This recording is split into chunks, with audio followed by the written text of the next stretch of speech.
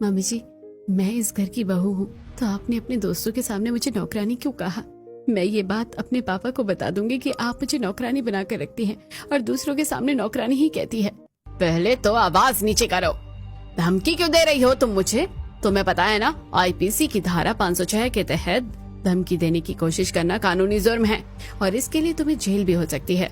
Mummy जी, मुझे jail में मत भेजना। मैं आपको कुछ नहीं कहूंगी। मैं आपको धमकी नहीं दे रही हूँ। मैं तो बस कह रही हूँ कि मैं इस घर की बहुरानी हूँ, नौकरानी नहीं। मुझे सब पता है तुम इस घर की क्या हो क्या नहीं। जाओ अपना काम करो और अपने काम से काम रखो। बेचारी नेहा रोती हुई अपने कमरे में चली जाती है। ऐसे ही दिन बीतने लगते हैं। एक दिन सनी रीना से कहता है, रीना, मैं क्या कह रहा था, आज तो घर का काम सारा जल्दी खत्म हो गया है। चलो क्यों ना तुम्हारी उस अमीर दोस्त के घर चलते हैं, जरा हम भी तो देखें अमीरों की ठाट बाट। हाँ, सही कह रहे हो तुम। मेरा भी नेहा से मिलने का बहुत मन कर रहा है। रीना अपने पति सनी के साथ नेहा के घर जाती है। रीना को देखते ही नेहा उसके गले लगकर रोने लगती है। अरे क्या हुआ? तुम रो क्यों रही हो? क्या हुआ तुम्हें? चुप हो जाओ और मुझे सब बताओ।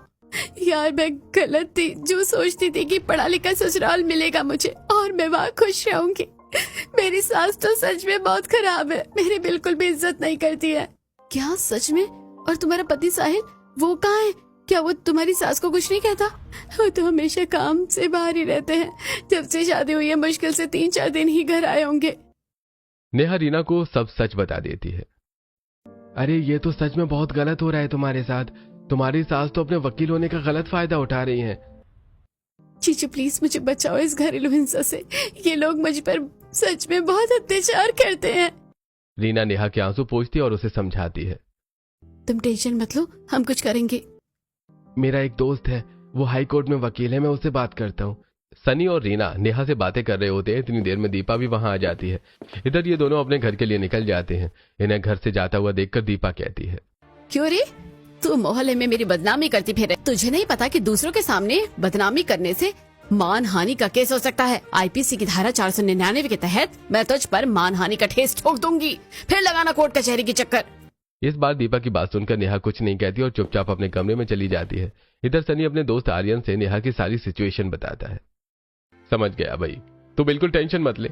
उसके सास नेहा के अनपढ़ होने का पूरा फायदा उठा रही है और गलत सलत तरीके से उसे धाराओं का ज्ञान देकर धमका रही है।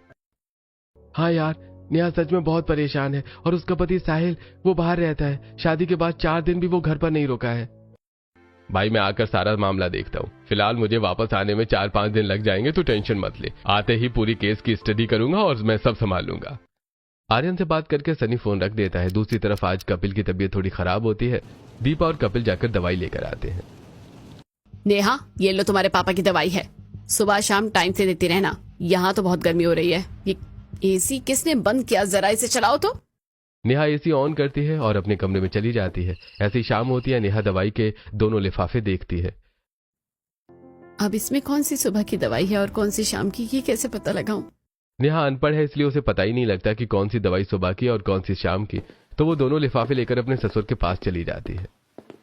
मैंने तो पहले ही कहा था अनपढ़ बहू मत लाओ।